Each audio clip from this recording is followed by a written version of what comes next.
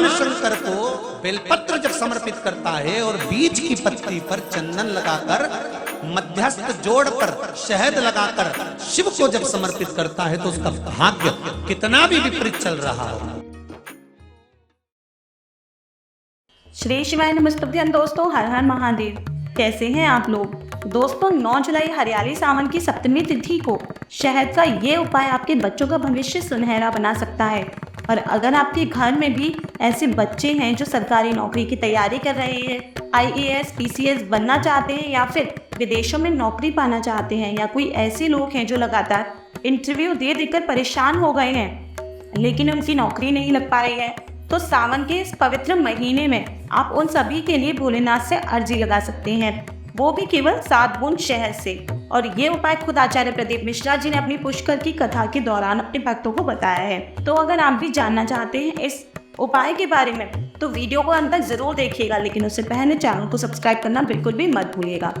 नमस्कार दोस्तों, शिव पुराण टीवी पर आप सभी का स्वागत है। वीडियो में आगे बढ़ने से पहले कमेंट सेक्शन में हर हर महादेव जरूर लिख दीजिएगा। तो दोस्तों, आचार्य प्रदीप मिश्रा जी की कथा इस समय पुष्कर में हो रही है और अपनी पुष्कर की कथा के दौरान आचार्य प्रदीप मिश्रा जी ने बताया कि सावन के महीने में अगर आप भोलेनाथ की शिवलिंग पर कोई भी चीज अर्पित करते हैं तो आपकी अर्पित की गई हर वस्तु का फल आपको कई हजार गुना ज्यादा मिलता है। ऐसे में जो बच्चे नौकरियों की तलाश में हैं या फिर किसी सरकारी नौकरी या फिर परीक्षा की तैयारी कर रहे हैं, जो बच्चे IAS या फिर PCS बनना चाहते हैं, UPSC की परीक्षा दे रहे हैं, वो बच्चे अगर सावन के महीने में कुछ खास उपाय कर लेते हैं तो उनके भाग्य का सूरज हमेशा चमकता रहता है और जल्द से जल्द न केवल उन्हें नौकरी मिल जाती है बल्कि उनकी तरक्की भी होने लगती है और अपनी मनचाही परीक्षा में वो सफलता भी हासिल कर लेते हैं। तो इस उपाय को करने के लिए गुरुजी ने अपने भक्तों को बताया कि आने वाली सावन की सप्तमी तिथि यानी कि रविवार वाले दिन आप एक तांबे के लोटे में जल भरिए। अब आपको 7 बेलपत्र लेने हैं।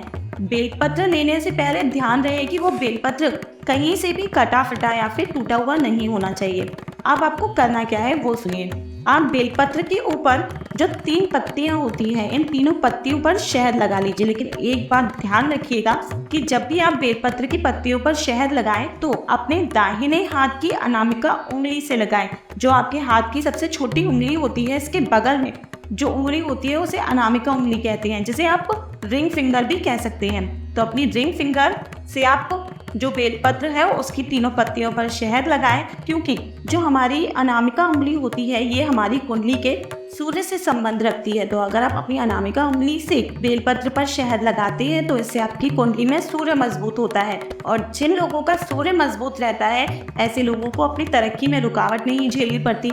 ऐसे लोग समाज के ऊंचे पदों पर जाकर बैठते हैं और जिस भी काम में या फिर व्यापार में या धंधे में वो हाथ डालते हैं उन्हें तरक्की मिलती ही मिलती है। इसीलिए गुरुजी का कहना है कि जो भी बच्चे इस उपाय को करें वो अपनी अनामिका उंगली से बेलपत्र की पत्तियों पर शहद लगाएं और महादेव की शिवलिंग पर जल अर्पित करने के बाद इन्हें महादेव के शिवलिंग पर चिपका दें। और आपको इस तरीके से चिपकानी है कि बेलपत्र की जो डंडी है ये आपकी तरफ रहे। लेकिन अब आपको एक और खास चीज का ध्यान रखना है कि जब आप अपने दाएं हाथ से उस बेलपत्र को महादेव के शिवलिंग पर चिपकाएंगे तो अपने हाथ को उसी बेलपत्र के ऊपर रखा रहने दें और आपके मन में जो भी मनोकामना हो या फिर जो भी मन्नत आप महादेव से पूरी कराना चाहते हैं, आप इस मन्नत को अपने मन में बोलिए और उस हाथ को वहीं पर रखे रहने दीजिए। जब आपकी मन्नत पूरी हो जाए तो उस हाथ को वहां से हटा लीजिए। अब आपको महादेव के सामने एक दीपक जलाना है और महादेव की पंचाक्षरी मंत्र ओम नमः शिवाय का कम से कम 108 बार जाप करना है।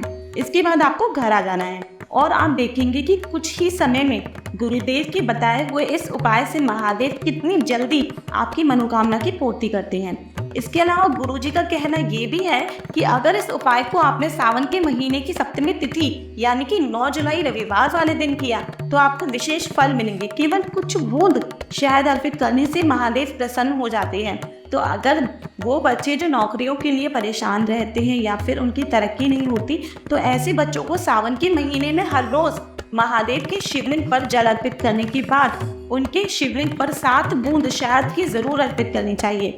क्योंकि महादेव शाह से बहुत ही जल्दी प्रसन्न होते हैं और आपकी हर मनोकामना को जल्दी से जल्दी पूरा भी कर देते हैं। तो उम्मीद करते हैं कि गुरुजी की कथा को सुनकर बताए गए ये उपाय आपको जरूर पसंद आए होंगे। अगर आपकी नौकरी के लिए परेशान रहते हैं या फिर किसी परीक्षा के परिणाम के लिए परेशान हैं तो ये उपाय करके जरूर देखें। साथ ही हमें कमेंट सेक्शन में अपनी प्रतिक्रिया जरूर बताएं और अगर आपको ये वीडियो अच्छी लगी हो तो हमारे चैनल को सब्सक्राइब करें, वीडियो को ज्यादा से ज्यादा लोगों तक शेयर करें और गुरुजी मेरी महिमा को आम जन साधारण तक पहुँचाने में हमारी मदद करें। धन्यवाद।